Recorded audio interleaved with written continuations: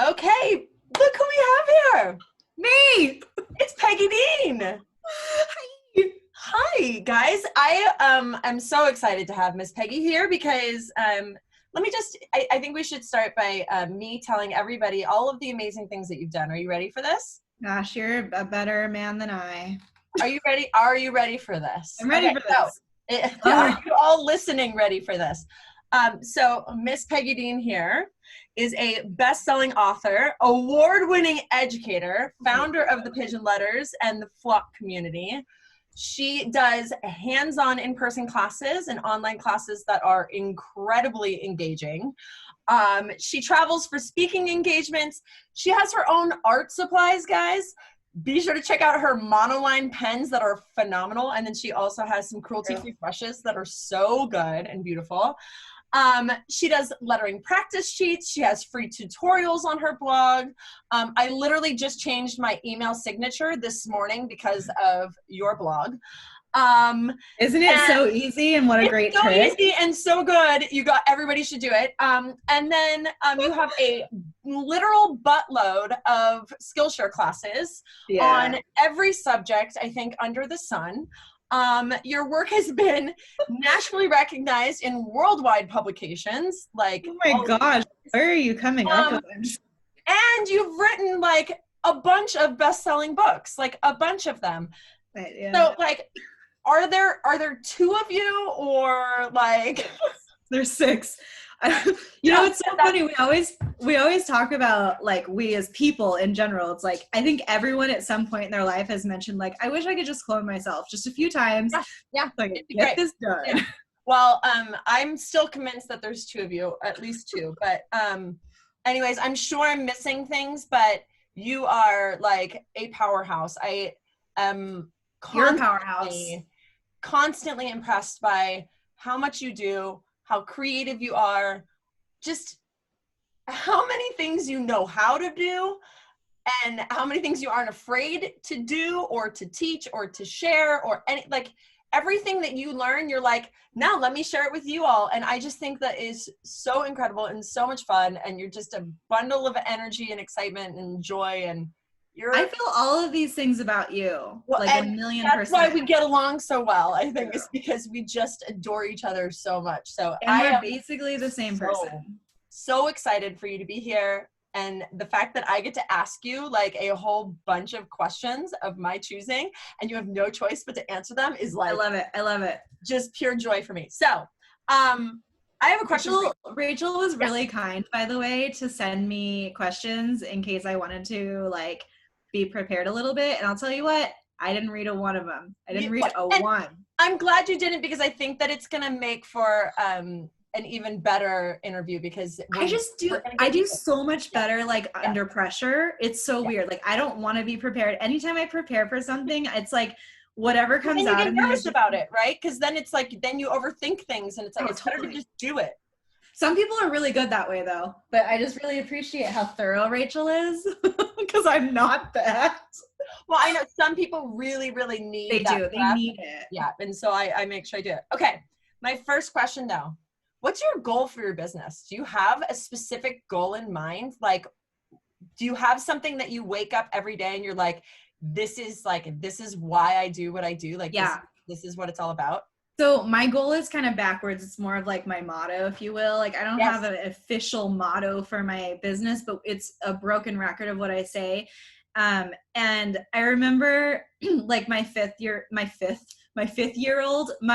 grade self, I remember feeling like I was coming to the realization of, if I can make one person happy a day, and this as I got older was transferred into like, if I can make a positive impact on one single person a day, that's my goal. I think that's so cool, because like I know how impactful especially creativity is to our mental health. It's like totally what helped me. And if I can provide whether I can provide that or I can provide a path for it, then that is like, gosh, there's nothing like that. Well, it literally comes through in everything you do, like everything you do. So that's not surprising to hear that this is so like your driving force, that this is your why, the reason why. And I think that like My goal is just, it's just waking up every day and feeding that why, rather than like, oh, I want to be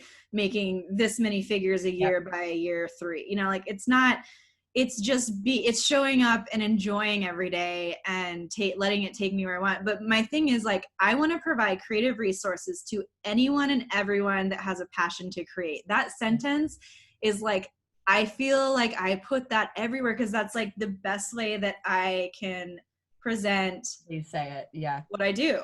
Yeah. So, and I'm trying to push as much as I can out there. And you say a couple of other things on your website that I wanted to quote because I really like them. You said there's a place for you in the creative world and your story matters. And then you also said with practice, you will always make progress. And those two things, like, I feel like are so good and everybody needs to like hold on to them. Yeah, like the one thing, so I do feel that way. I do feel like creativity is the one place that people can really like, you know, find deeper parts of themselves and find areas where like they can be proud of themselves in doing something that's mindless, but what they don't realize is that it's actually like very mindful. Yes. But you're dropping all of that baggage of the everyday off, and that's the mindless part of it, is like you can just get lost in it. But the thing that I think, that's the part, what you just said about dropping that baggage off, because that's literally what it is it all of your life stuff doesn't stop when you sit down to create. Right? It doesn't go away, but you get to drop it off for a minute and go back to it when you're done with this moment of creativity. What you're doing for yourself. And like, you know, like with anything, you know, no one's going to ride a 2-wheeler bike I mean, they might the first time, but good for you. I was pretty good. But like what the thing about practice makes progress, like, I think that that's so important to remember because like, well, yeah, it's cool to give yourself that space. There's a lot of times where people are like, oh, well, I don't like my art. I had an interview with Lindsay Bong of You Are Infinitely Loved, and she does a podcast. And I've never heard anybody like say things the way that she said them. She's a therapist also. So she said, like, what is your relationship with your art? If you are saying like, oh, this piece sucks, like would you say that to a friend? Like, would you say that to your loved one? Yeah. Would you say that to yourself? When you're saying that your art sucks, like, what do you think that's doing? That's abusing your art, which is abusing yourself. And the way she said it, I was just like, oh my gosh, it's so true. And so like, knowing that the practice that you're putting into is going to make the progress, like celebrate the little milestones. You don't have to make a masterpiece every time you sit down. The practice is part of the art. That is the art, you know, because like it's the journey. Like, how do you feel when you're creating it? Like if you do something where it's like, you're doing it for the finished result. And it's like, okay, so here's a good example. A handful of client commissions you might not love doing, but you took them on, and it's just like, you know, this is great. Like, I like that dollar sign, but like the money, but I'm not feeling the things that I love. Yeah. But I'm not feeling like so fulfilled from this. Whereas, like, if I was doing a personal project, like, it may not have the result I wanted, but that doesn't mean I should give up on it. Like, I shouldn't do it. There's so much value in doing the thing that brings you the passion, even if it's not bringing you the money. And that's something else that is one of my favorite things that you say. And I was actually, I wonder if you remember the first time you said it to me. Okay. But you say, and one of your big quotes is, there's an art to art. Mm-hmm.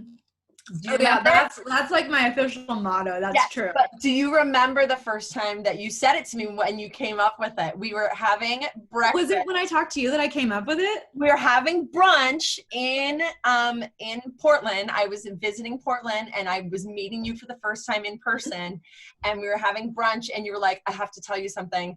I'm going to be coming out with like my own line of, I think it was pens. No, what came out first? Brushes.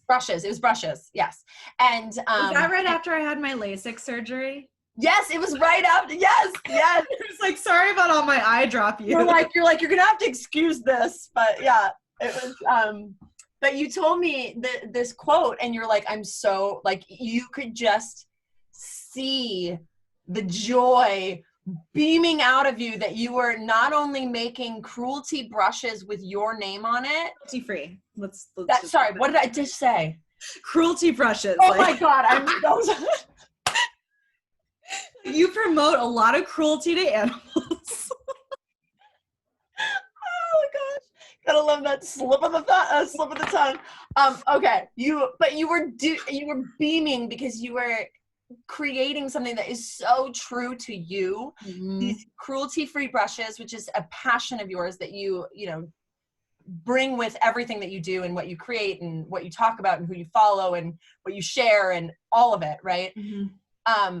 But then you were also being able to make your own art supplies, which is like, I mean, that has got to be the most amazing thing, to be able to hold your own paintbrush in your hand and see your name on it, like that's got to be the coolest thing. So like being there for that moment for you was so cool for me. But seeing it grow to where it is now, like, is just the coolest. Cause I think you've written like 4 more books since then. I've written some books. So, speaking of the books, you've got Botanical Line Drawing. You've got Botanical Line Drawing, the Cactus edition. You have Lettering in Whimsical Woodlands, Nature Drawing in Watercolor, which is a phenomenal book, by the way. That's like, it's funny because that's my my second to last book, and that was like, when you do books, what this is like. Yes. That's like your baby. Like, yes. You did so much. You poured so much of yourself into it. And I felt like I did that for brush lettering, but like I didn't have a structure because I self-published. So Nature Drawing was the first one. Nature Drawing in Watercolor was the first one that I started off with a team. And so like the amount of me that I poured into that thing, and then the final product of it, like from every step, like the fact that I had the opportunity. You can see it though. Like, that's the things you guys, like, this book, all of your books are amazing. I don't know if you can see them behind me, but they're back there. I think all of them, and they're all so good. I mean, Botanical Line Drawing, you cannot be. Botanical Line Drawing just teaches you so much. In every single page, you're just like, there's so much in it. And if you are like literally wanting to learn how to draw, like, get that book, you know what I mean? Yeah. But it's true. Like, I'm not gonna lie to you. Like, I use Botanical Line Drawing because in my mind when I draw, there's like 3 flowers that come out of me. So like I'll pull my own book to like see like, well, what other flowers what flower do I want to? What other flowers are out there? Oh yeah, let me pull this book. Yeah, no, it's a great reference book. And I haven't even gotten to the rest of the list, but your Nature Drawing and Watercolor book, you can just, it's got so it is Peggy Dean. It is your voice throughout the entire thing. It feels like you're just speaking to the reader the entire time. It's awesome. We're hanging out. That's like, you can tell that you put something different into this one, I think, than you put into some of the other ones. But anyways, then you also have the Animal Line Drawing, which is so rad for kids. Rad for kids. My children have been making the cutest little animals. It is seriously my favorite thing. And then you also have your brush lettering guide, which is also like a full-on book. So like, which is your favorite? I mean, I think we already know which one the favorite is based off of what we just talked about. But would you say that that's your favorite, or is Botanical? I feel like Botanical Line Drawing might be a close second, if not. Okay, favorite. As a package, if we're going off of packaging alone of what the book feels and looks like, it's Nature Drawing. If we're going off of content, it's Botanical Line Drawing all day long. Okay, I know, but it's just because it's such a good, easy reference point. And it's in like 8 different, it's in like 8 different countries. And like being able to see that pop up, I'm just like, draw the thing. Draw them all, For those of you who don't know, it doesn't have words. It has step 1 through step 5 or 6. I'm like, hold on. Like it doesn't have any words. It's literally just like, here's the line you draw first. Here's the line you draw second. You have the OG. Of course I do. It doesn't look like that anymore. Yeah, but like it literally is like, step by step, and it just shows you so many things to I promise that we're not doing this to plug my books right now. No, we're not. I'm just literally, it is such a great book to have that I have been recommending it to. I'm like, if you Isn't need that to how learn we how to draw met? flowers, just get Isn't yourself. that how we met, though? Say it again. Mm.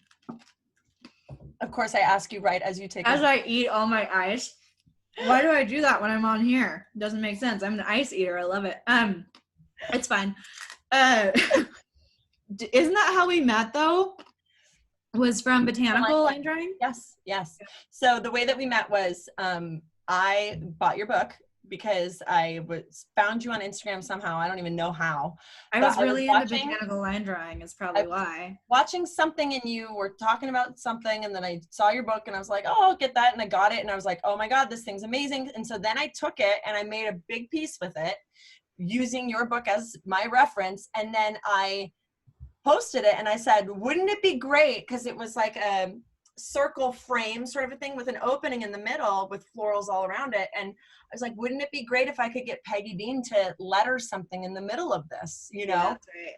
And you hadn't seen it for a little while, and I just thought, oh, she's too busy. There's no way that she saw it. And you only had, I think, like 40 or 50,000 followers at this point. Like, you weren't, I'm like, you weren't massive yet. You were massive. You were still massive in my world when I had like 1,000 at most at that point in time.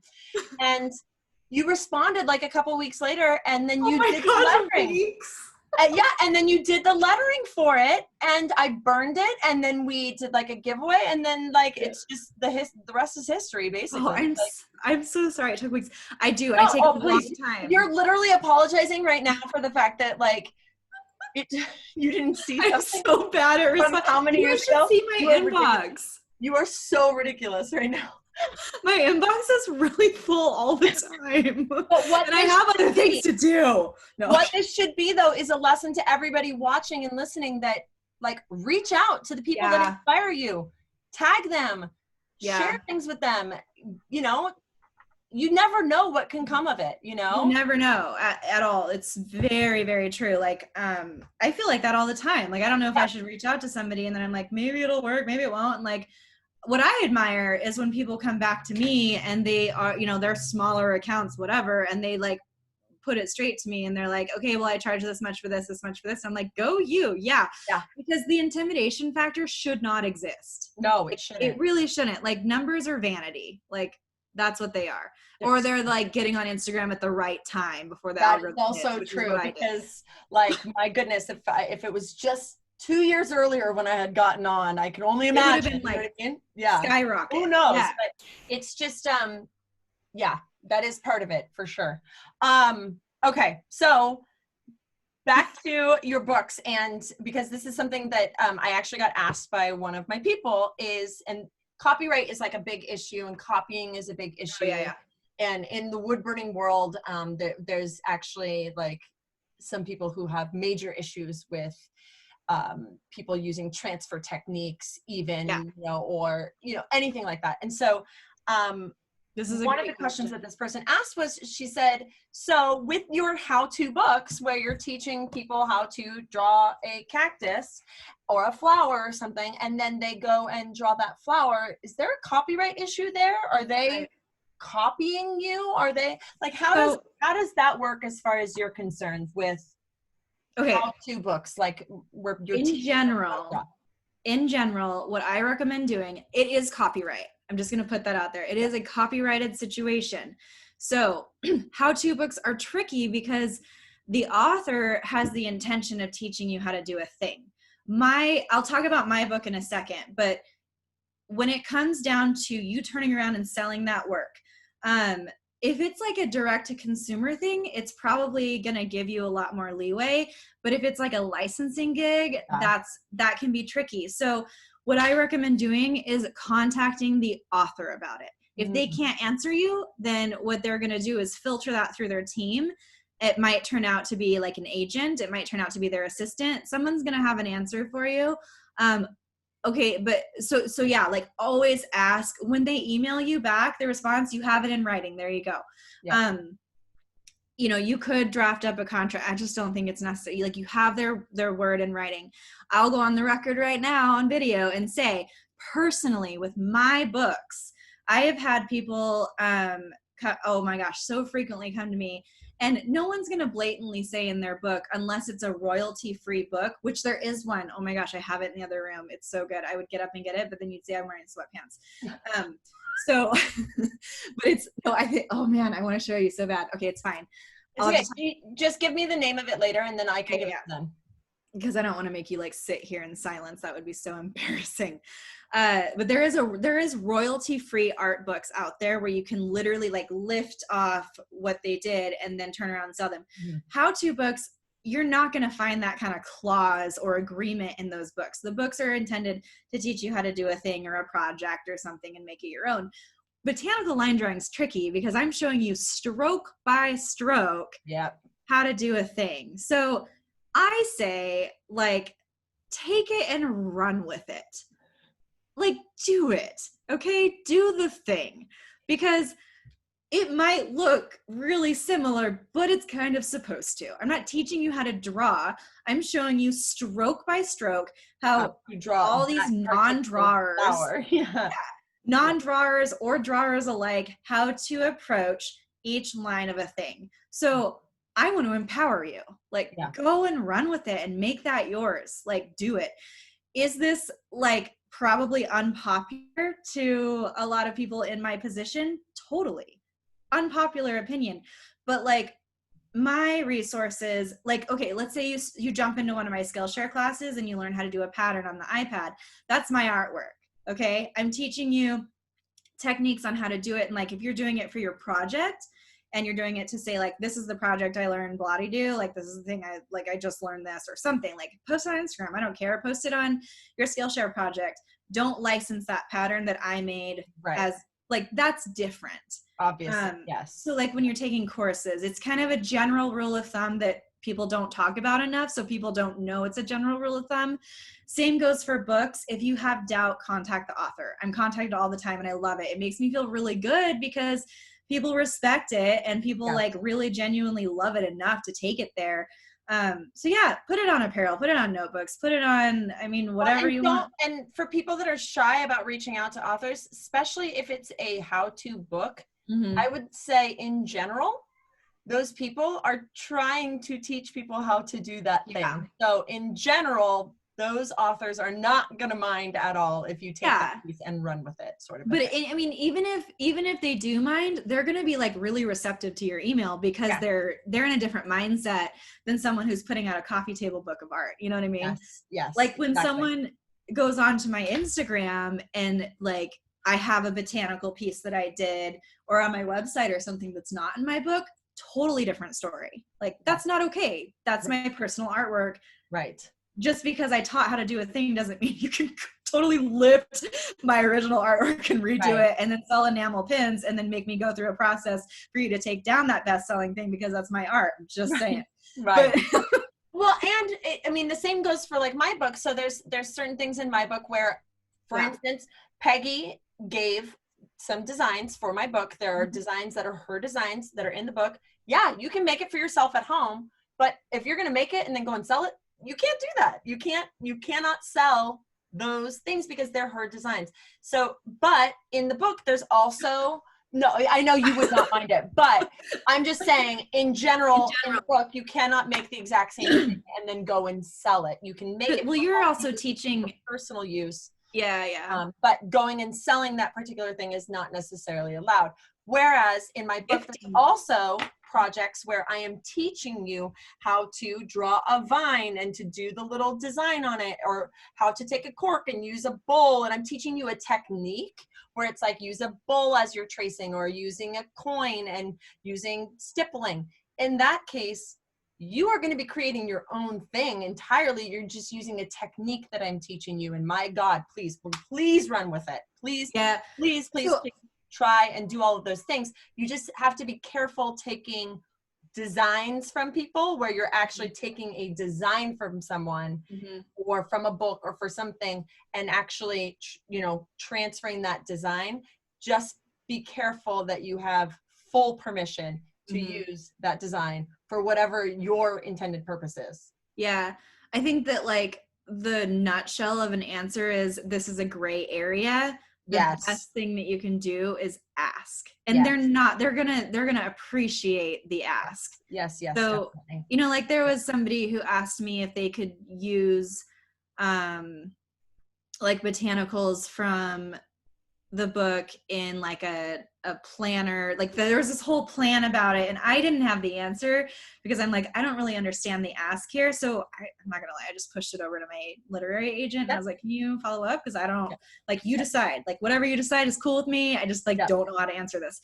I'm a lot more lenient than a lot of people because I like to teach. But like, as far as botanical line drawing, like my whole purpose with that is like, without words, to show you muscle memory that you're going to learn. And then you in turn, my hope is that you can in turn learn those muscle memories, turn them into your own pieces that you can be really proud of. If you can't do that, use style too, and change up and make your own, and but in practicing and doing the exercises in the book, you'll get there on your own. And then you can use it as a reference, and it's like you use it where it's, I need to draw a leaf and I'm sick of doing the same leaf. What other leaves are there? And like flipping through and finding other leaves to use. And like that's where, like, there's a great book, How to Steal Like an Artist. I think you know it. Oh my gosh, I have it. It's such a good book. I have it. It's a little black book, and it's so good, guys. Yes. You just saw my sweatpants. Oh no. It's okay. Everybody can deal. Everyone's wearing sweatpants. We're all wearing the same thing right now. Let's be real. But that book is fantastic because it basically is talking about how everyone steals like an artist, right? We all steal from everything around us. That's where we get it from. There's no such thing as a unique idea. So this book really breaks it down and like offers perspective. And this is a one sit read, you guys. Yes. Like it's a one sit read, but I'll tell you, it's the best one sit read you'll ever do. And the reason it's right here is so that I can constantly reference it for people, because it is a golden book by Austin Kleon. He also has, he's got a whole bunch of the little ones. Show Your Work and the blue one. Keep Going. But this one is like the gem. Go buy it right this second. Agreed. Totally. Rachel, put an affiliate link so that you can. I need to do that, actually. I need to get all of my book. I've got like a book list together, and I just haven't done the links yet. It's in a blog post that is almost ready to go. I've got like my top 10 business books that I love, and I just haven't gotten it out there yet, but it will eventually. Yeah, I know. Okay, Peggy, what's your favorite craft if you could only choose one? Like, but this is ever changing. I can't. So no, but I'm gonna force you to go on a deserted island, and you can only bring one craft with you, or like one art form, or like one thing with you. What do you bring? Like a style, like a mixed media thing. Could I choose mixed media? I mean, I guess, but that feels like you're kind of pushing the boundaries a little bit. I'm cheating. I find loopholes any way that I can. I mean, but that's part of why you're so genius, is because you're constantly looking outside of the box when people are like, here's the box, and you're like, but what's outside the box? My past employers hated me because I'm like, okay, but what about if we just like tweaked it like this? Like it technically works, right? And I have a better idea. We could do this and it would be a little more efficient. And I think, what if we talk to corporate about, I know. Oh man, I'm the worst. No, but really though, would you say mixed media of some sort? Yeah. If I could get away with mixed media, then I would do like acrylic gesso with oil pastels, maybe some soft, I know that this is stretching it, with oil pastels, soft pastels, and ink, liquid ink. That's what I would do. If I could only choose one single medium or craft. Sorry if you hear my mouse. I'm scrolling right now on purpose because I'm trying to find an image to share with you guys that was talking about what we were just talking about, making it your own. Totally it's just like way far back. So my mouse is really loud because it's an alien, and it was really cheap, even though it's an alien, but it's really lightweight. And listen, it's so annoying. I'm on like, my husband's computer is like that, and I cannot sit in the same room as him when he's on the computer because I'm like, stop it with the scrolling, like just stop. Like I know they make silent ones. And I'm still just like, no, but this one's white. So like, you know how hard it is to find a white one? Like I wanted a white one. And so I'm so annoying. I'll be like on a business call and I'm like, okay, let me find it. Do you hear it? Yes. So annoying. Okay, anyway, what was I saying? If I had to choose one single thing and I wasn't allowed to choose mixed media, even though I'm letting myself say that I'm allowed to, okay, I'm gonna pull up this picture and I'm then guessing you one. would just choose a pen and paper. Honestly, I feel like I would choose watercolor. Because you can basically do everything with that. Yeah, and you can draw with it because Daniel Smith watercolors are super pigmented. So like I know paint to water ratio, I'm never gonna run out of water. Not on an island. Nope. Oh, here it is. Yes. Okay, so yeah, I'm never gonna run out of that. So basically I can draw with it, I can paint with it, I can play with opacity, I can do all the things. I'm going to show you guys really quick 2 images that people took from my book, and this is also my old cover, but I want to show you, they did the exact same.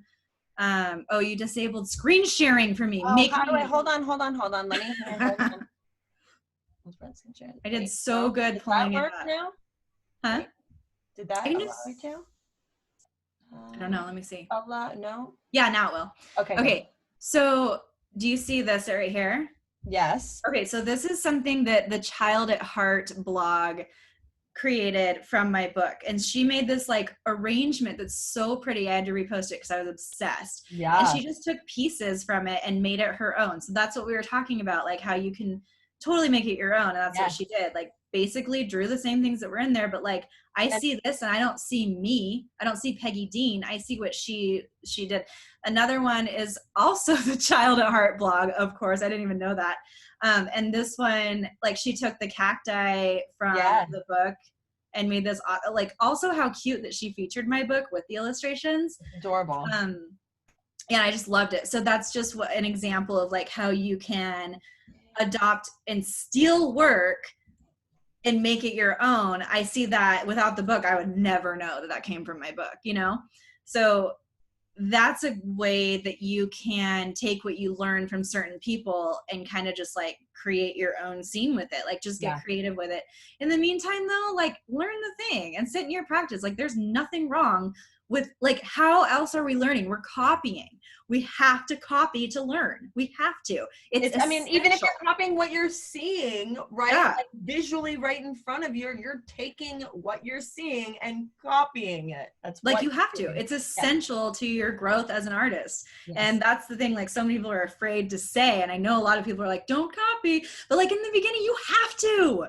Like, why do you think there's project-based classes? It's so that you can like get them out, get familiar with the tools. There's a project at the end of it so that you can see results. But along the way, like all that stuff that you learned, like it has to be there. Well, and this is part of what my process was I actually reached out to different artists because I did not feel comfortable in my own drawing skills at the time. And so I reached out to people like you and like Allie Kay and all of these other people where I was like, hey, Letters by Shells, I love your lettering, want to see it burned? And then I got to try burning beautiful lettering and practice my skills while creating beautiful art and making a friend in the process. So it was building like a collaboration. Yeah, it was like a win-win-win all around. So many wins. Yeah, I love that. Collaboration, like it's incredible when you're just like super authentic with the way that you show up. Like there's so many people who I've talked to over the years, and it's like they're learning from me, and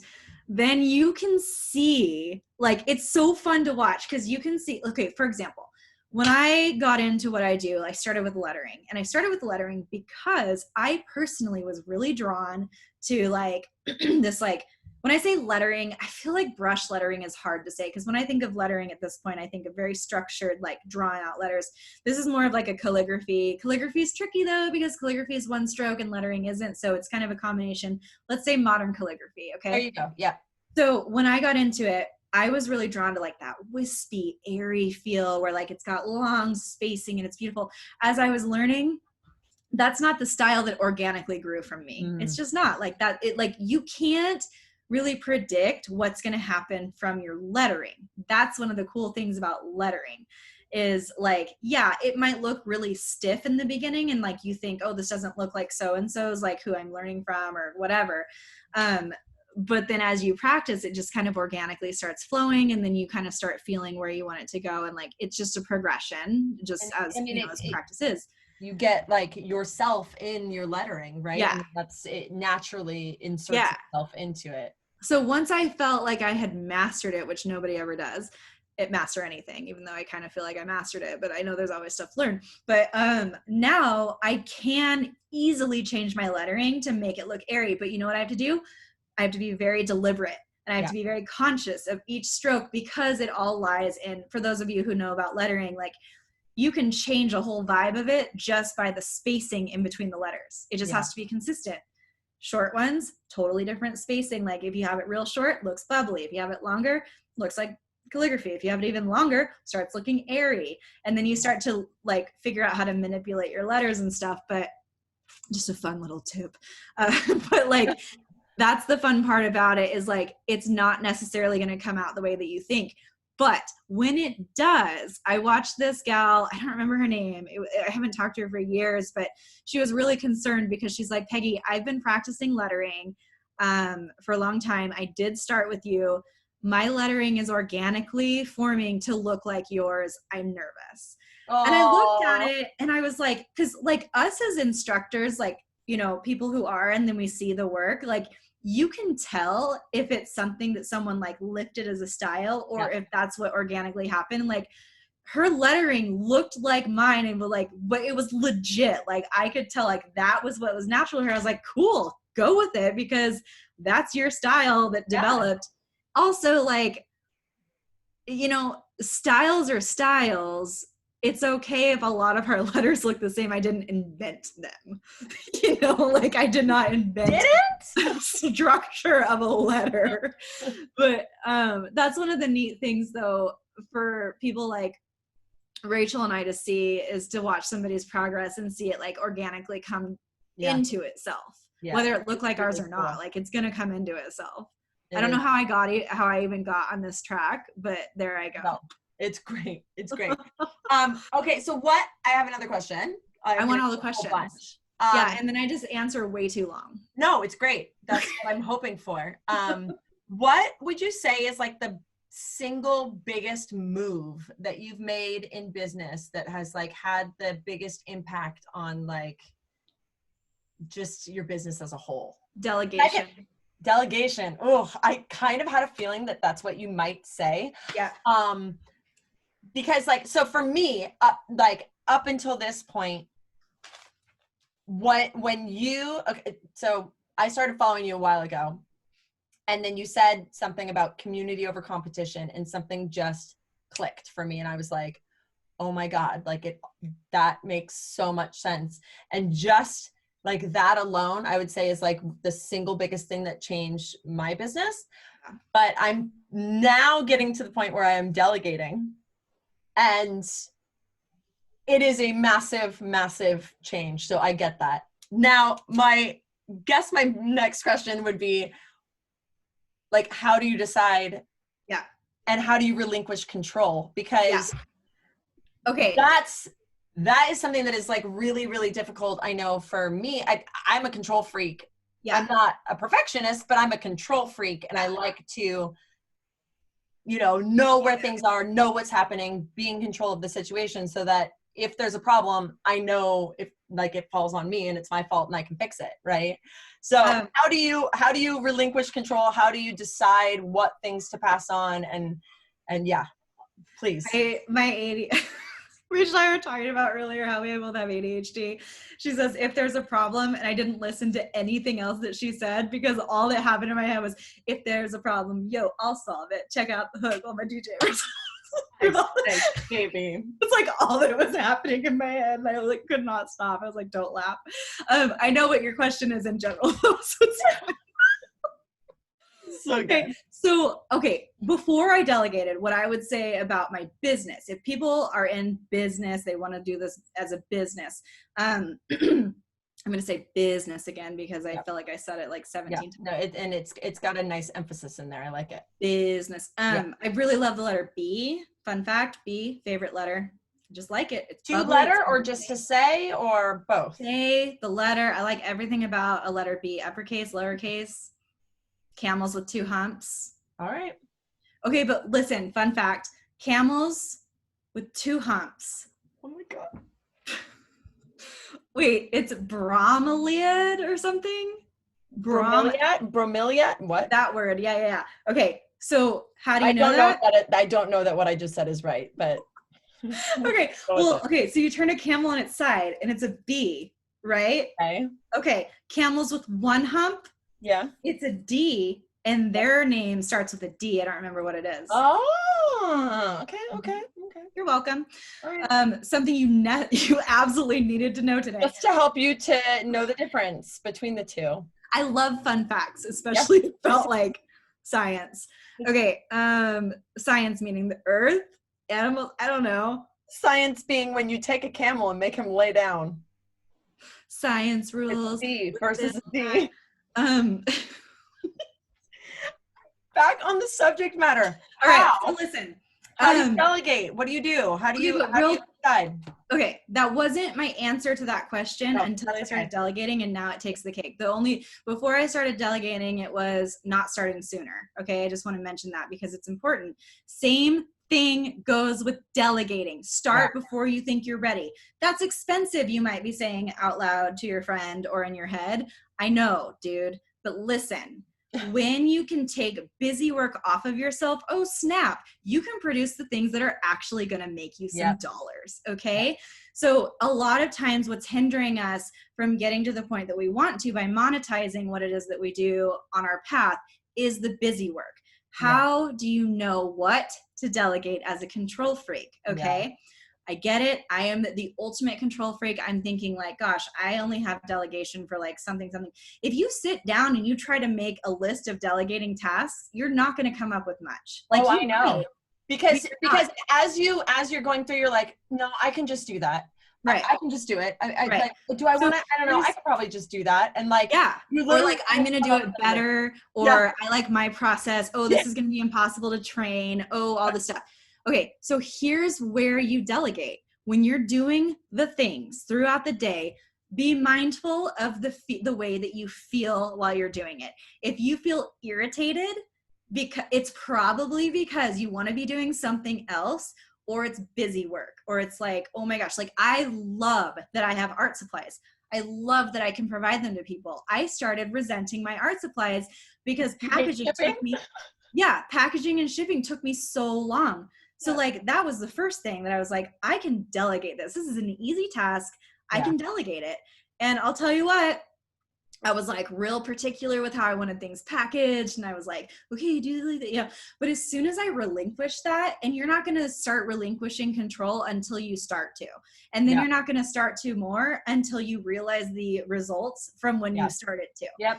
Because suddenly my packaging started looking way more top-notch than it would have if I had done it. Because guess what? I'm not the only creative brain in the world.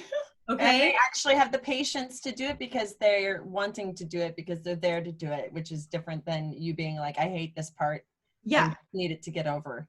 Right. And then there's other things like I have, so I'm an instructor and I offer like, okay, if you email me with how many times I said Pinterest in this class, I'm going to give you 3 bundles of Pinterest graphics. Love that. It works for 2 ways. 1, it makes sure that they're like really paying attention to the class. 2, they might have to rewatch it. That's good for me. 3, I'm offering them value. Okay. 4, it's making a direct connection to my brand. And I say my brand and not necessarily me, because at this point I forward those emails to my assistant. She can do it. That's time for me. Like, it's way less time than sitting there pressing forward, not saying anything, because Tori knows what to do with that. I say nothing. I just forward it. She takes care of it. She presents herself wonderfully. Okay. Than it would take for me to open my computer, find the files, because I'm not organized.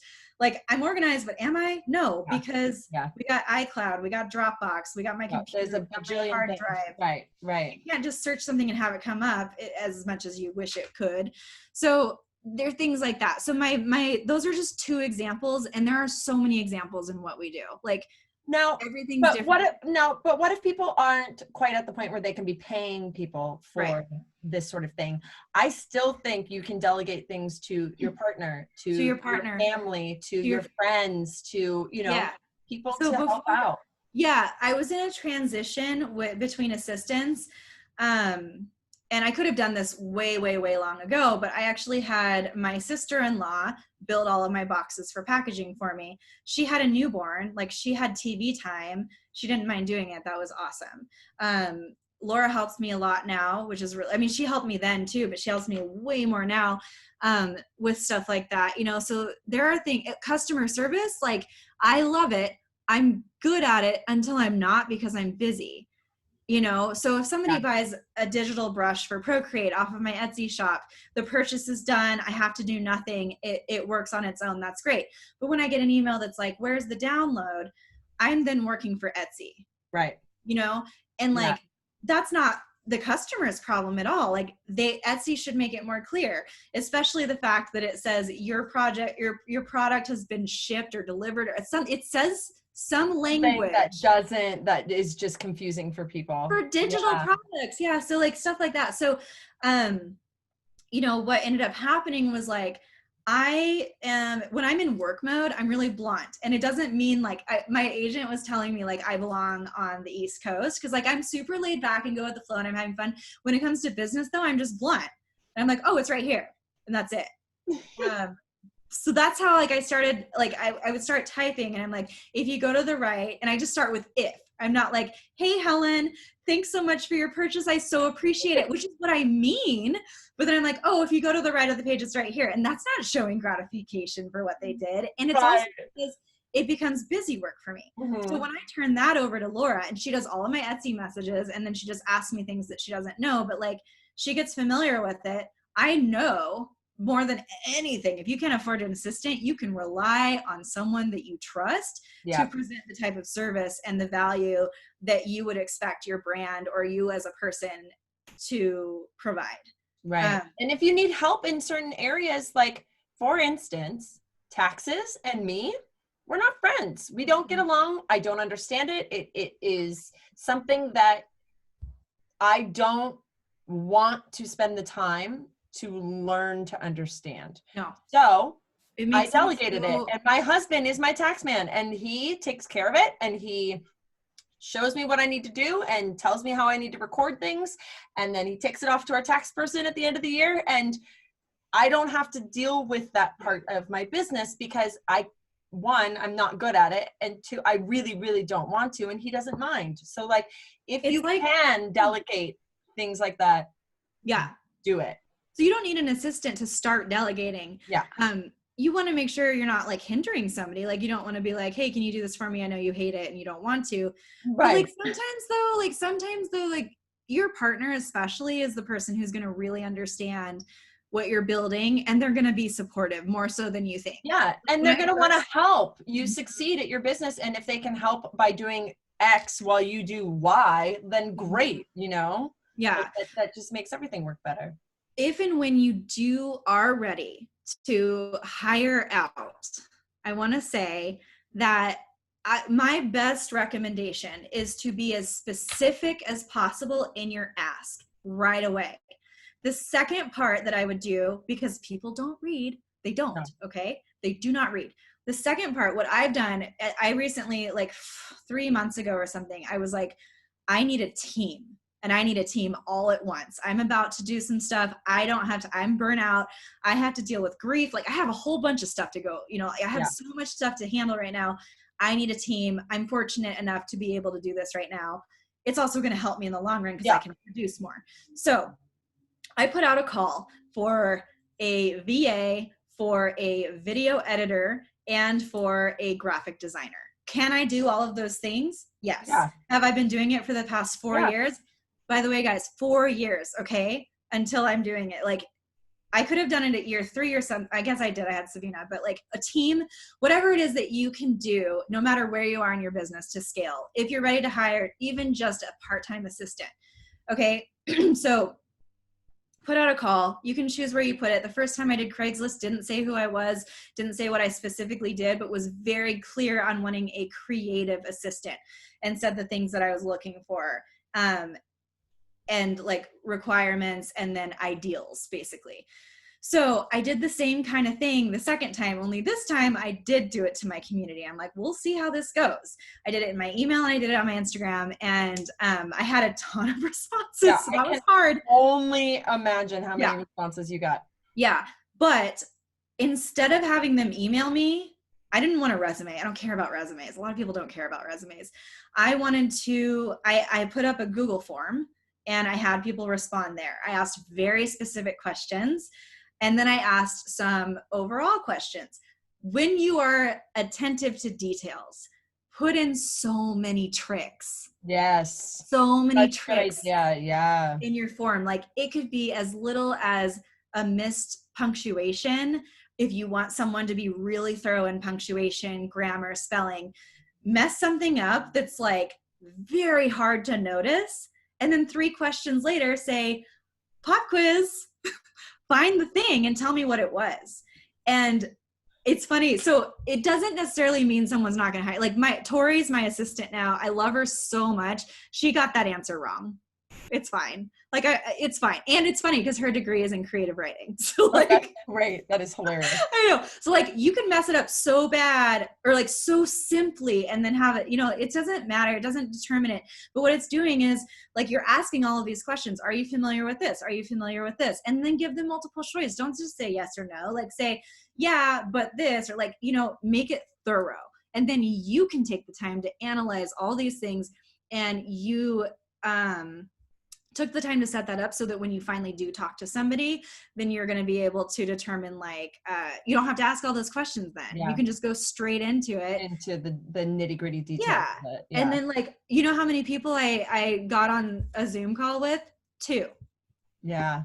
That's it. I found 2 people. Right. And you already knew that they were going to be a good choice, and you just needed to make sure that the vibe was there and that you And I talked to Tori second. So the first person, I told her, I was like, okay, so I feel really good about this. I do have one other conversation to have. I just want you to know that. And there was only 2 people. And I ended up, even though I thought I was sure I was going to hire this girl, I ended up going with Tori because it was just a better fit. Yeah. So like it totally helps narrow it down. So basically, to determine what you want to delegate, whether it be family member, whether it be, like when you're at the point where you can pay somebody, like whatever it is, don't sit down and write a list. Have a list at your computer, or at your workstation, or at your maker station, whatever it is, and write it down as you feel it, because it's going to feel nasty. And you know what? Don't hesitate like, oh, but is this something I could give up control on? Don't think about that. Yeah. Write down that you're not stoked about doing it in that moment, and then analyze it later. It's a good idea. No, so that's what I did. And that helped me so much, because after I was done doing that, I had like a little notepad on my computer, and I was like, oh my gosh, there's like 2 full-time jobs here. I had no idea. I'm thinking like, oh, but how am I going to get somebody to help me when it's only like 2 or 3 hours a week? No, I had space for it. Well, and that's what I'm realizing is the more help I get, the more I'm like, oh, I could probably use more. I could probably hand this off to, I could hand this thing off too, But and don't you notice that as soon as you start handing things off, that your progress and productivity, like you just skyrocket. Like you're able to do so much more and produce so much more of what you want to produce. Because it's literally like having 2 of you. Yeah. And you can train. So guys, there is 2 of Peggy. Her name is Tori. Well, and she's new to me, and already she's doing wonderfully. Like that's awesome. That's so awesome. Correspondence. She's well, and that's the other thing is like you realize more and more how much they can actually handle and do the more you hand things off to those. Yeah, and one of the things I want to also mention is like no matter who it is that you have help from, be patient with them. And kind and appreciative. Yeah, because like Tori, she was worried. We got on a call. We do weekly calls for check-ins. It's always good, even if you think that you don't need to catch up with someone. Like it's so funny because as soon as something comes out of your mouth, like you start thinking about the other things, and then it's like ideas start flowing, and you're like, oh, you know what? Let's actually do this. And when you say that, and this thing, and it all just you do that. And she's over there taking notes, and I'm like, cool, I don't have to worry about anything. I just brain word vomited, and she's taking care of everything I just said. How cool is that? I don't have to follow up with this in my brain. So it's so helpful. But what I was going to say is like she goes, so I'm wondering, because she does my guest blogs for me, and then she also takes my videos that I'm doing on YouTube, and she makes blog posts out of them. So I don't have to think about like language. I can just like talk in my really bad passive voice with poor vocabulary, but on paper, I want it to be great. So she breaks that down and does it for me. And she said in the beginning, she's like, how long do you think like I should be spending on these? And I was like, Tori, I don't want to talk about a number right now. I don't want to talk about a number. I want you to worry about quality. I want you to worry about like how you're setting this up. I want you to get familiar with the process. I want you to make sure you're like checking everything off in your mind. I want to make sure links work. I want to make sure they open in new windows if it doesn't go to my website. I want to make, you know, so my website's like all these little things that could be missed if I put an hour limit on it. So that's the thing to think about too. Like you're investing in somebody. It's, you know, if it took her 8 hours to do that, that is her in the beginning month. Okay. And then today I said, hey, do you have time? I had a time sensitive thing that came up literally right that second. And it was for a news segment that I was on this morning. They were like, oh, we need a written tutorial for this, I guess, because she said on the air, we'll have a tutorial on our website. And then the producer, she texts me. You will. Yeah, she's like, so we need a tutorial for this. So then I was like, hey, Tori, can you bump some stuff and do this for me? And you know how quickly she turned it around? Hour and a half. Hour and a half. It was done because we're 3 months in and she got it done and she had it like seamless. Exactly what to do. And she had screenshots ready. She had the screenshots lightened and brightened so they were better. Like she knows the process now. Yeah. Well, and it takes actually relinquishing control and watching someone flourish doing whatever it is that you're having them do for you to, one, gain confidence in them and for them to gain confidence in their own abilities to be able to do it. Right. Yeah. I mean, so and no, but I am going to be delegating more.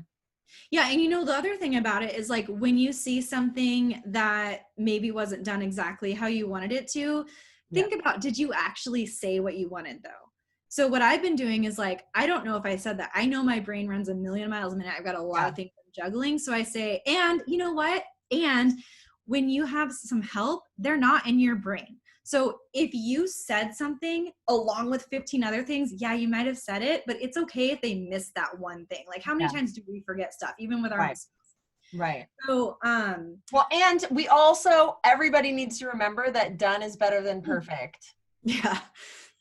And this includes when someone else is doing it for you, right? Like say you hate shipping and your husband's helping you ship and it's not as perfect as you want, but guess what? It's done. And done. And the person receiving the thing isn't going to know that you meant to put a sticker in it. Like they're not going to. Or that you wanted to include a handwritten note, but you just got too busy or whatever it is, right? They don't like, know that. They don't know that. It's true. Holiday time, you don't see handwritten notes from me. Sorry. Yeah, that's okay. Holiday time's intense. People will forgive you. Okay, so besides delegating, how would you suggest people like increase their productivity? Oh, okay. I have an answer for this. I actually have dug into this really big this month in helping other people do this. Cool. So, great question, I guess. I'll take it. That's a good question. First of all, whether you have a structure or not, 3 things in a day. So if you did 3 things, they could be little. You did 3 things. Congratulate yourself. Yeah. You're okay. Yeah. Okay. But like we get stuck in research tunnels as DIYers when we're looking for like resources and stuff like that. So when we get stuck, pay attention to the time. So what I'm having people do actually this week, this is probably going to air differently, but I have my own membership, The Flock. So what I'm having them do this week, might be next week. I don't know. I already, whatever, it's up. Yeah. It'll be up or it won't be up. You'll find it or you won't. It'll be great. Yeah. So what I'm having people do this week is, the first thing is to figure out what your habits are, habit tracking.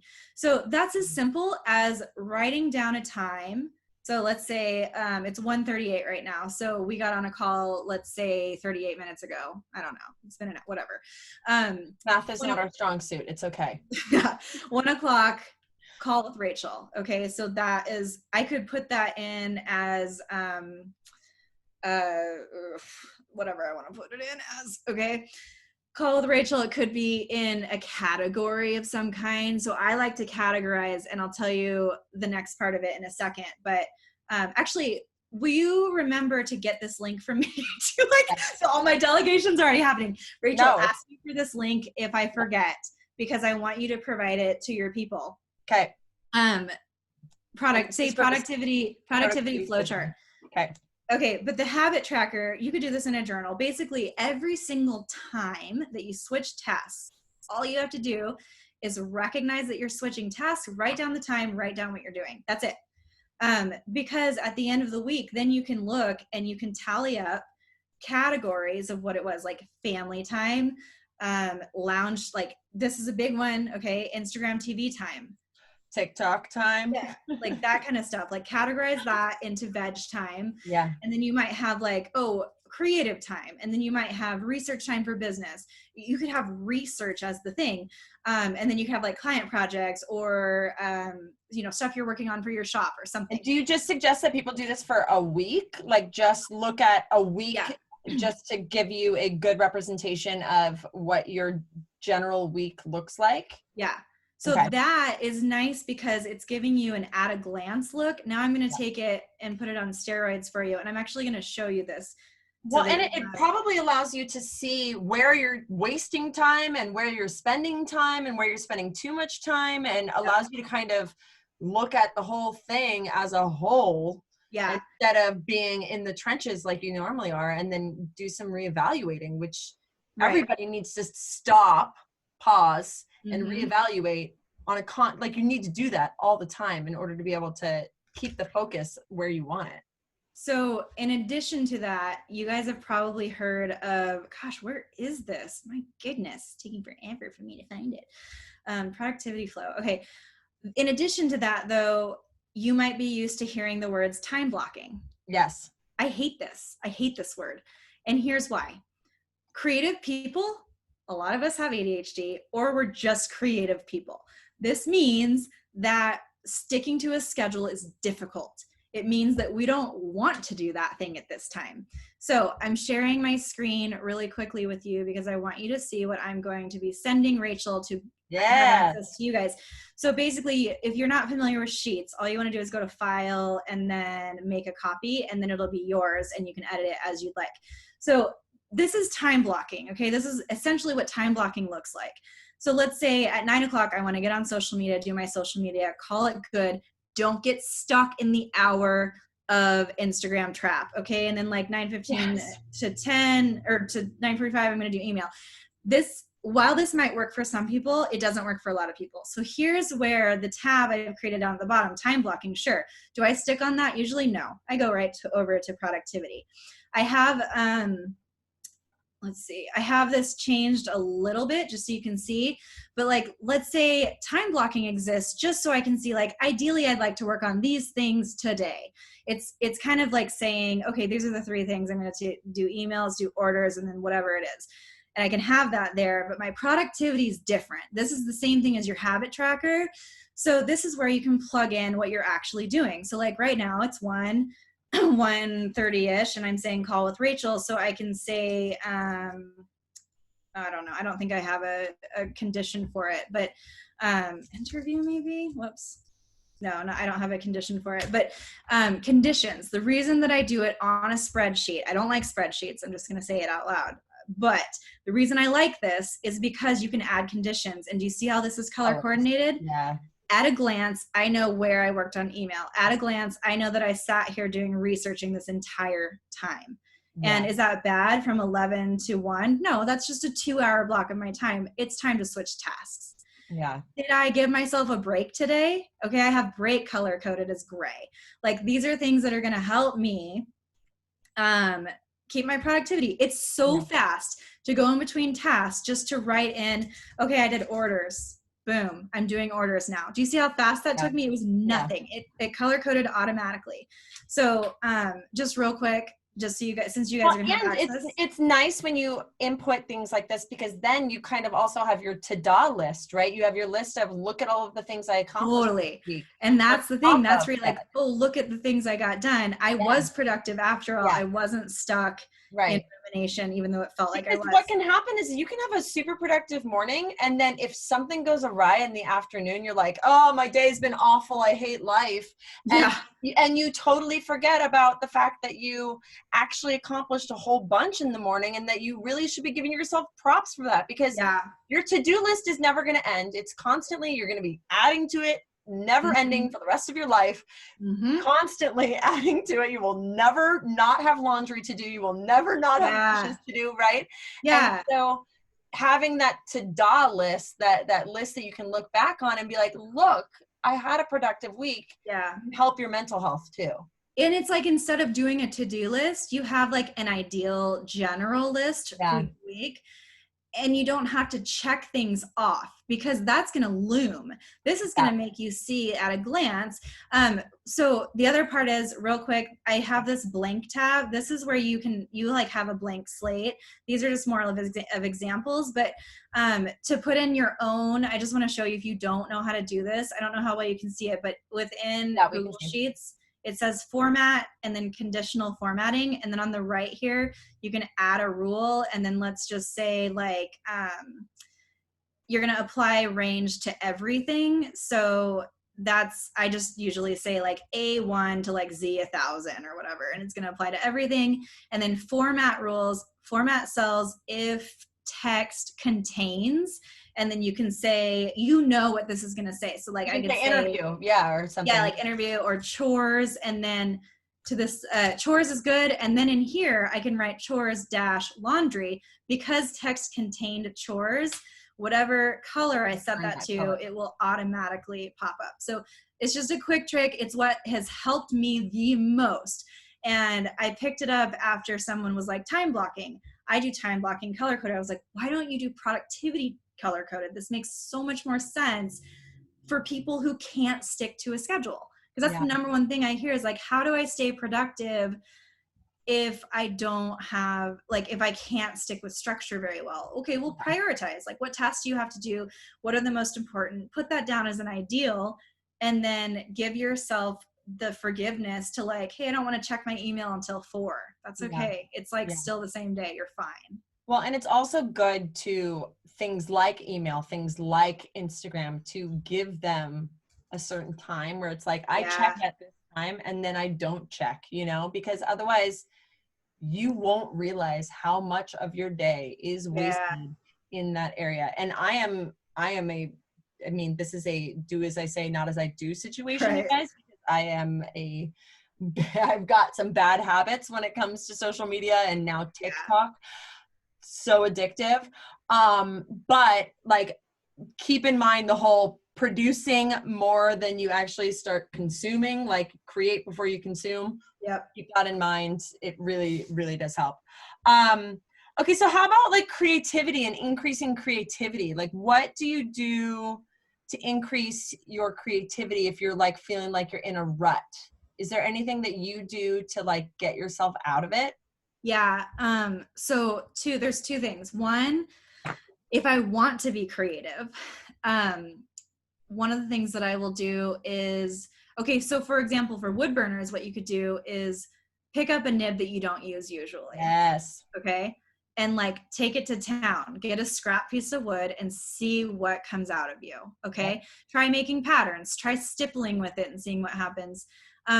When you're not thinking about an end result or a form or a subject matter, and you're just thinking about mark making or shading, or just like letting yourself do the physical act of it, you'll notice that like the pressure will come off, and then usually, maybe not, but a lot of the time it will spark an idea because you're already in the zone. Well, and you might do something where it's like, oh, that looks like a hair of a whatever, and then boom, now you're off on, making the hair of a rabbit. But it's been really helpful to me because I get in that all the time. And so I'll do that. The other one that I would suggest is like, if you're in a creative rut and like you might, I'm going to do a pun.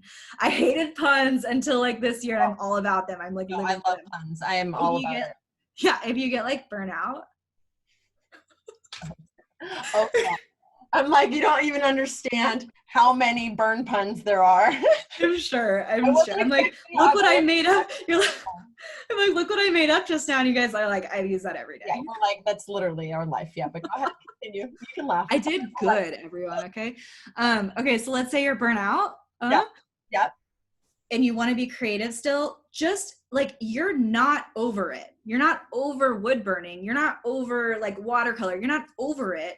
You need a break. Yes. Okay. So different. yeah, like pick up some watch a YouTube video on like creating hand knitted scarves. Yeah. Okay? Like do something totally different. Skip ceramics. Grab a yes. I made a rainbow. It was fun. I really enjoyed it. I felt connected to my creativity. And I just like did something different. Like that's why I dabble in all the things that I do.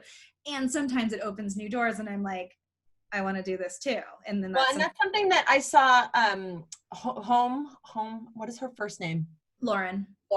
She was talking about how her passion project, the thing that she just did for fun outside, is what actually ended up making her huge, was because it was something that she was just doing out of the joy of it and exploring it, and that's what ended up taking off and becoming big.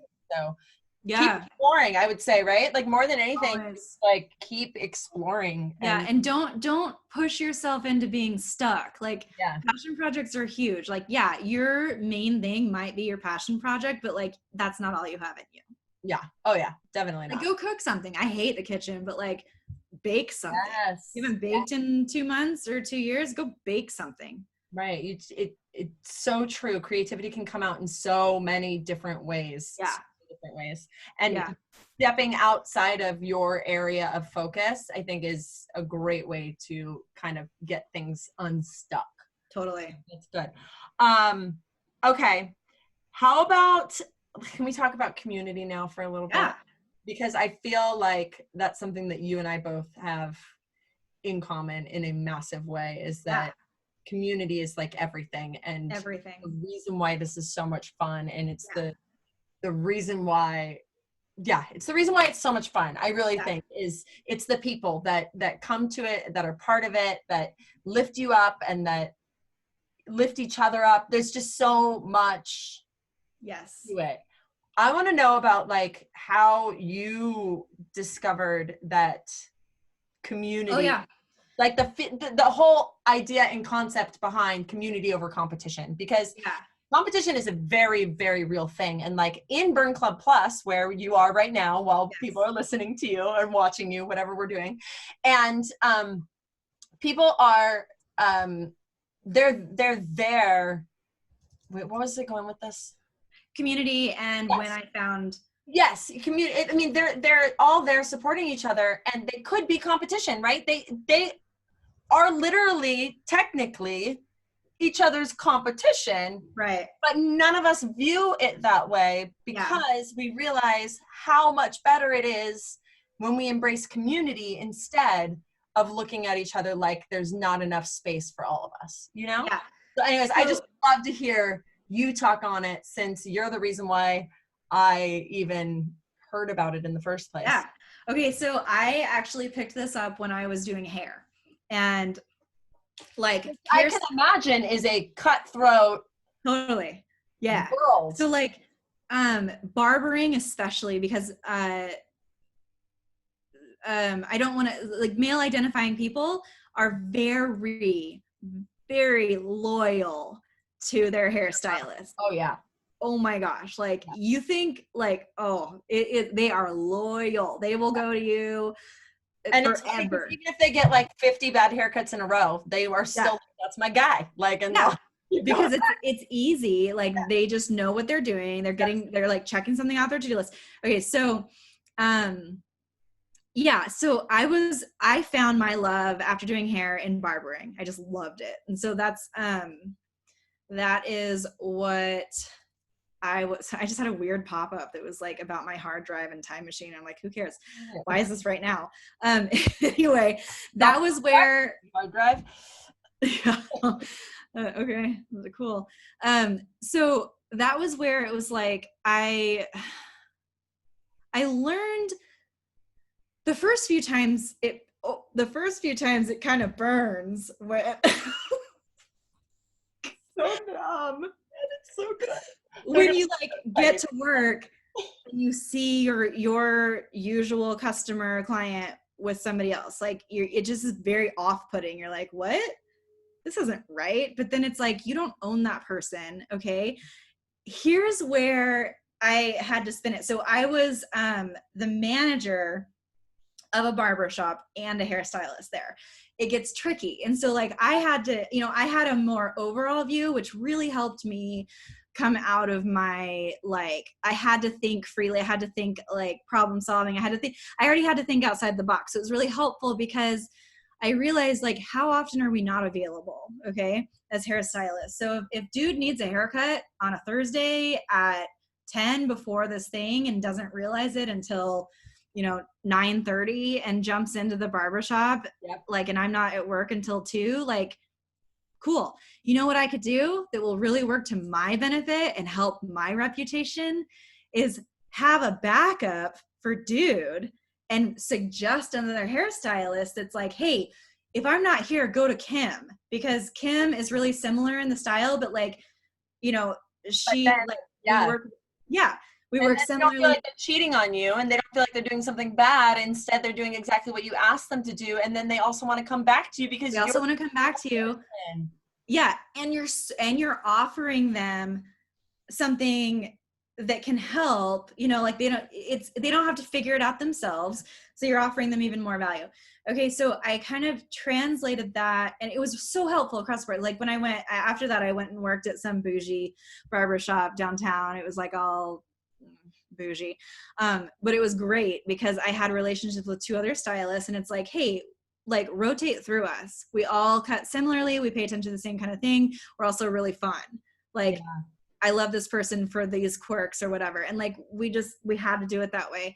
That doesn't mean the competition won't exist with other people, but like, what ends up happening is you guys your voices are all louder together when you end up being supportive like that. And you reach out to more people and you get better clients and you get happier clients because you're happy too in the environment. And it opens up the capacity load.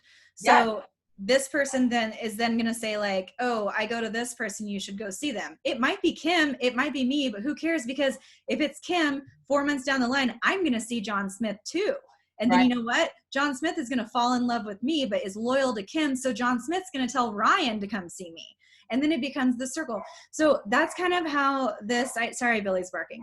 This is kind of how like that developed in hair. So when it came over to art, there's a ton of opportunity to be like, whoa, this is really stepping on my turf. But let me ask you this, makers. If somebody likes something in a certain style, or if somebody likes wood burned things, do you think that they're going to go on Etsy and find it and never search for another Etsy wood burning thing ever again? Right. They're going to return to you, but they're going to keep looking too, because it's something that they enjoy. Right. If somebody buys my book on botanical line, this is Allie and I became friends because we started off as competition. This is like the best example that I can say. So true. Allie Koch, she has a book called Can I how you say her last name? I thought it was I know, dude. I thought it was Cook. I thought it was Coke. Oh, you did? No, I said her name is Allie Cook for the longest time, and then she said Koch on the phone. She was like calling she's like, yeah, Allie Koch, and I was like, excuse me? Oh my gosh, that is too funny. What? Years. I think we should just all call her Allie K. And then I know. Everyone knows her as Allie K anyway. Yeah. But she came out with Modern Florals, like literally in the same month that I came out with Botanical Line Drawing. We did not know about each other until our audiences, who were dual audiences, because we both did very similar things at the time. There was and they saw both of our books. Crossover. I mean, I had bought her book and I had bought your book. Yeah. And it was like, they both. And you know what? They're different. They're the same, but they're different, and they approach things differently. So I raised and it didn't feel great. And that was like my first real solid, like, this is competition. Where it was right in your face, and it feels bad. Yeah.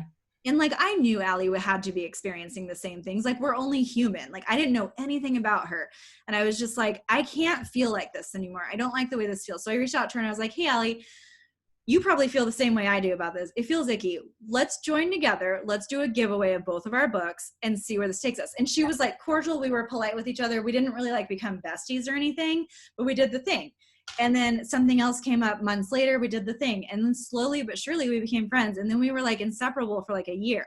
Yeah. And and that's what can happen when you just decide instead of being competition to reach out and to actually be community instead, right? Yeah. And you know how many people tag in the wood burning space that are like that, right? And I could easily just think of that competition because they're doing similar things that I'm doing. But why on earth would I do that when we can help each other instead? Yeah. Like there's no one's going to buy my book and call it a day. If you like botanical line drawing, maybe you want a little more structure. Maybe you want to then buy Allie's book to have some text to go along with instruction. Maybe you want to go buy like Eunice's book to learn florals and watercolor. Right. So and that's what's so great about it. When you realize that this world is massive and there is more than enough space for all of us. Also that's another point. Really more than enough space for all of us. That's another, I don't know why I'm name dropping, like making up names, but let's say Michelle really likes, I'm doing it, I don't usually, Michelle. It's painting a picture. Okay, so let's say Michelle bought my book. Michelle's not the only person that exists. So like Jennifer might buy Allie's book and Michelle and Jennifer don't know about me and Allie as the opposite, you know? So, but, and they might too, but let me tell you this. Here's where you want to cheer your competition on. Because if Allie's book sucked, why, like it, or like it didn't give someone a good experience as they were drawing and they might then realize like, oh, maybe I'm not cut out for this. Are they going to go and search for my book? No, they're going to like move on to the next thing. If Allie's book is awesome and she like, it made somebody have a good experience and then they finish it or they just want additional resources, right? They're gonna find my book. Hold on, just a couple more minutes. Is that okay? Hi. Sorry, we do this. Mr. Woodburn Corner coming in because it's his turn. Make sure I don't have a meeting. it's his turn in the office, so we're gonna have to wrap up. Okay, I know you had so many other questions. I just have so much to say about everything. I know, and we can do this all day long. I have one more question that I'm gonna make you answer. Okay. Though, if you can give an entrepreneur, a wood burning artist, an entrepreneur, like one piece of advice, one thing that you could tell them, what would you tell them? This is where I should prepare for things, for questions. Because I'm like, of all of the amazing, words of wisdom that you can drop on people, give us one. Yeah. One golden nugget. So I don't remember if it was so Rachel and I are doing 2 sessions today, one for my membership, The Flock, and one for hers for Burn Club, because like, duh. And I don't remember if this was said in which session, but if it was said in this one, I'm going to piggyback on it. Yeah. Gosh, I don't remember at it's all. Okay. It's really okay. But I think it is a fact of I think it was this one. Don't be discouraged. Yeah, it was this one. Don't be discouraged by what you think are limitations in your creative practice and where you can take it. Because like, it might feel like a lot more effort, but I'll tell you what, when you have the luxury of having a niche, that will take you farther than staying vague. Like, that's my one big thing. I wish I had more of a niche. I wish so really hard. Because I think I'm a little bit of the opposite where I'm like, am I too niche, And something that I've been searching for is the ceiling, like where is the ceiling in the wood burning space? Like where is the ceiling? Where can I actually take this? And I just keep coming up with more ideas and more things and more stuff. And I just keep thinking maybe there actually isn't a ceiling when I thought exactly there was, like it's easy for us to say because you and I were opportunists, we're hustlers, we're achievers, we have this like machine brain. So to those who don't feel like there's a ceiling, there's not ever. You just have to trust that the road and the path that you're on is the right one. If you're part of Burn Club Plus, that's a great resource. This is a place that you need to be. You need to exist in spaces like this because this is what's going to help you get to the next step. 100%. And same with the flock, you guys, like go and check out the flock because it's the same sort of thing where you are surrounding yourself with people who have the mindset of there's more than enough space for all of us, community over competition, helping each other, sharing information, learning from each other. Yeah.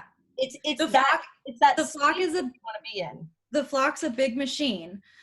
So there's something for everybody there. But as far as like business, like we're going to talk business, we're going to talk art and business contracts. And we're going to talk about, like, we talk about, you know, literally across the board, because that's what I enjoy. And I know, but like, that's where Rachel and I, like, we meet there because like, we're so business oriented. Like we love it so much and we want to share this knowledge. I think I'm truly jealous of the niche that you have and that your community has. And you guys, if wood burning isn't the only thing you do, please come over and join the flock. It's an awesome space to be. Even if wood burning is the only thing that you do, you can join the flock. It's an awesome space for creative entrepreneurs, and then learn all about, you know, things that there is to learn about creative entrepreneurship. And the thing is you can learn a lot from people who are not in the wood burning space. Oh, so true. And you can collaborate with people who are not in the wood burning space. Networking. You can connect with people who are not in the wood burning space. And I highly recommend that because that's where you're going to end up getting more clients, more people, more friends, and getting word out there about what it is that you do even more. So yeah, like I know a lot of artists and like calligraphers, and they're like really good friends with interior designers, and like there's just so much overlap, which is great. And there's a lot of overlap in the flock too. One more quick thing. I don't remember if it was you. I think it was in our last session, but the other thing that I wanted to say was, and it's gone. You'll get it. Oh boy. No, there's one more thing I wanted to say. It was why, like, you guys are part of a premium membership. Okay, so I just want to talk about premium memberships real quick. The reason why they're so important is because it isolates away from noise. This is what we talked about in the flock. The reason why I started Burn Club Plus is right. because I wanted the noise to disappear and to just be able to focus on the people that wanted to invest in themselves. Right.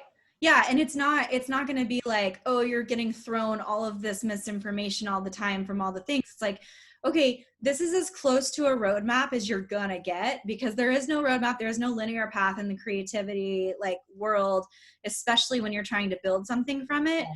But there are direct resources that will be applicable to you, and there will be things that you will learn from no matter what it is that you're seeking. So premium memberships, like I'm part of my own, we were just talking about this, but it's just so incredibly, there's so much value there. And and the other thing is, when other people are paying a premium to be in a membership, they're all showing up even more. So you guys are showing up for yourselves just as much as other people are. So you guys are everybody's going to grow even further. I've grown so much by hosting my own membership because of all the value that people are bringing, instead of it being a Facebook group that you just drop into and like something every once in a while. Like this is where this is whole our space, right? Yeah, and that's what's so great about it, is it's the space that we all can really connect in and grow together, and everybody is there with the same intention, and that is to connect, grow, share, learn together. You know, because we are all better when we're together. Like the rising tide thing is a very, very real thing, and very much the wood burning world is proof of it. It's proof of what can happen and how much a space can grow when we all choose to join our voices together. So it's the coolest thing. But Peggy Dean, Rachel Strauss. Well, see, my name doesn't work the way that yours does. Yours has to be said like first name, last name together in a way. Just a side, it's so fast. It's so quick. Laura Dean is my wife, and when Laura and I met, like we were friends for a little bit, but everyone called her Laura Dean. Like it's just what they called her, including myself. And one day I said, Laura Dean, what is your last name? And she's like, Dean. And then my idiocracy, I'm like, so your name's Laura Dean Dean? Like I couldn't put it together. I'm thinking, she's like, no, it's just Laura Dean. I'm like, so it's just Laura? Your name is only Laura? It's not two names? I really thought it was Laura Dean. So I get it. Peggy Dean also does the same thing. I get it. Great. I mean, it's really fantastic the way that it just rolls right off the tongue. All right. That's all. Everybody, please go and give Peggy a follow. Go check all of the amazing things out that she does. Buy all of her books. I am telling you, like, this woman right here is the most incredible resource, and Keep going. Yeah, right. I could all day if you want me to. Oh my gosh, I feel the same about you. Thank you all day. I want to say though, Rachel, thank you for creating the space for this community of what you do. It was so lacking in this creative space. I am so happy that you've done what you do. I'm so happy it's you that's doing it. That's all. It's, I would not even exist at all if I hadn't seen you that one day say that one thing. So okay, let's stop. Just so you know, and so everybody listening knows, the love is all around. Peggy, yeah, we get it. Thank you so much. Thank you so much. I will see you very soon, and everybody go give her a follow. She's the best. Thanks, guys. Bye.